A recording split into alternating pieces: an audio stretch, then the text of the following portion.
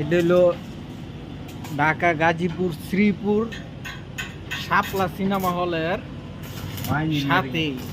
এটা হলো জাকির ওয়ার্কশপ